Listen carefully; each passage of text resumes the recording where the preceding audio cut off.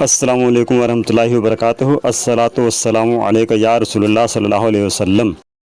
سن 1272 ہجری میں شوال کی 10 تاریخ کو اور انگریزی کیلنڈر کے مطابق 14 جون 1856 عیسوی کو اتر پردیش کے بریلی شریف میں عالم اسلام کی اس عظیم شخصیت کی ولادت ہوئی جسے ہم مجدد دین و ملت سیدی اعلیٰ حضرت محدث بریلوی علیہ الرحمہ کے نام سے جانتے ہیں، جس نے اپنے خداداد علم کا ایسا سکہ جمایا کہ ہر جانب سے یہ صدا بلند ہونے لگی، ملک سخن کی شاہی تم کو رضا مسلم، جس سمت آ گئے ہو سکے بیٹھا دیے ہیں۔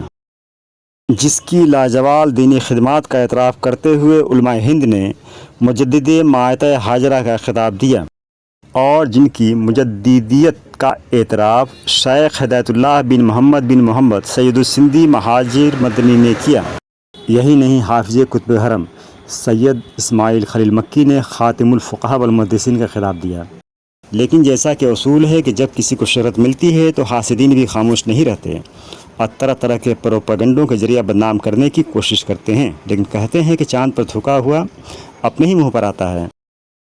اسی طرح سیدی اعلیٰ حضرت کے بارے میں بھی یہ جھوٹ پھیلایا گیا کہ وہ مدرسہ دیوبند میں پڑھے تھے، لیکن جب ان کو شہرت حاصل ہو گئی تو وہ اس کے خلاف ہو گئے، جو سراسر جھوٹ ہے۔ لہٰذا اس جھوٹ کا جواب خلیفہ مفتی اعظم ہند سید شاہ طرب الحق قادری نے اپنے خاص انداز میں دیا ہے، سماعت فرمائیں۔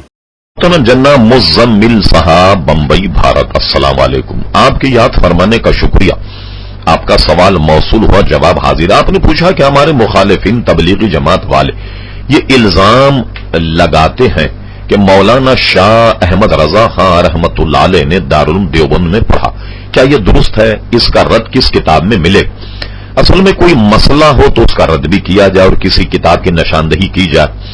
ہٹلر کا ایک وزیر کہتا تھا کہ جھوٹ کو اتنا بولو، اتنا پے در پہ بولو، مسلسل بولو کہ لوگ اسے سچ سمجھنے لگ جائیں۔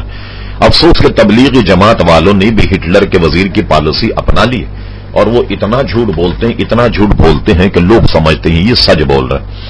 محترم مزمل صاحب، آپ اندازہ لگائیے اعلیٰ حضرت فاضل بریلوی رحمت اللہ علیہ اور علماء دیوبند و تبلیغی جماعت کا معاملہ۔ آپ کو یاد ہوگا کہ آج سے ٹھیک 22 یا 23 برس پہلے دیوبند میں جشن 100 سالہ منایا گیا۔ اس حوالے سے بھی آپ کو یاد ہوگا کہ علماء دیوبند نے اندرا گاندھی کو اپنے اس اجلاس کی صدارت کے لیے بلایا۔ اب دیکھیے کتنے اچھے لگ رہے ہوں گے علماء دیوبند کہ یہ سب کے سب نیچے بیٹھے تھے اور اندرا گاندھی ان کے سروں پر بیٹھ کر کے صدارت کر رہی تھی اس جلسے۔ تو اب غور کیجئے کہ 22 یا 23 برس پہلے جب جشن 100 سالہ دیوبند منایا گیا تو اب دیوبند کا سنگ بنیاد کب رکھا گیا؟ یعنی 1300 ہجری میں۔ اس کو ذہن میں رکھ، 1300 ہجری میں گویا سنگ بنیاد اس کا رکھا گیا۔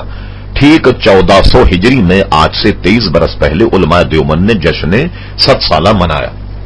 یہ بات مسلم ہے، سارے اخبارات میں موجود ہے۔ اگر کوئی ضد کرے تو میں آپ کو اندرا گاندھی کی صدارت اور اس سے متعلق جو مضامین بھارت کے اخبارات میں چھپے ہیں اپنے ثبوت کے طور پر میں آپ کو گویا وہ ای میل کے ذریعے بھیج بھی سکتا ہوں اگر ضرورت پڑے۔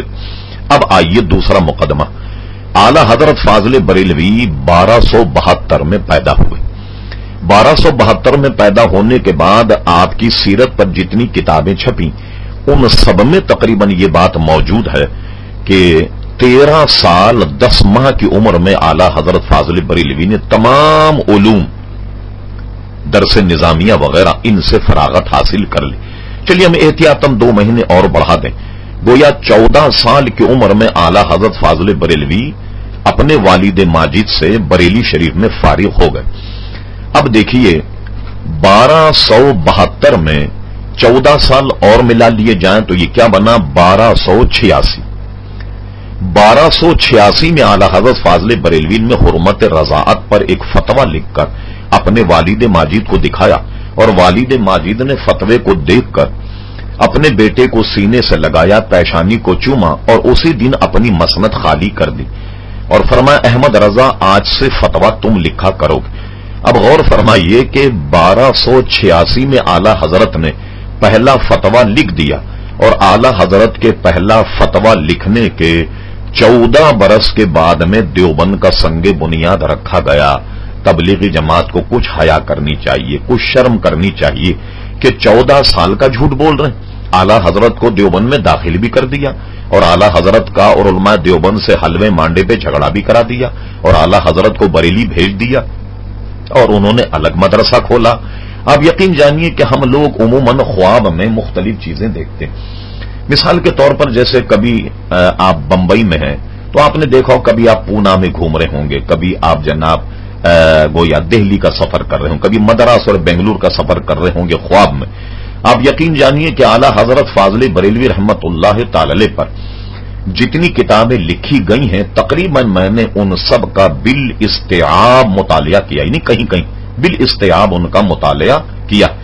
आला हजरत फाजले बरेलवी अपनी जिंदगी में कभी देवबंद नहीं गए, बल्कि आप हैरान होंगे कि आला हजरत फाजले बरेलवी रहमतुल्लाह अलैह के तमाम मलफूजात किताबें पढ़ लें तो आप मुलाहिजा फरमाएंगे कि आला हजरत का देवबंद में जाना तो दरकिनार, कभी ख्वाब में भी आला हजरत ने देवबंद नहीं देखा। वीडियो पसंद आया हो तो लाइक और शेयर करें और ऐसे ही मज़ीद वीडियो के लिए मेरे चैनल रजा इस्लामिक ऑफिशियल 6392 को सब्सक्राइब करें।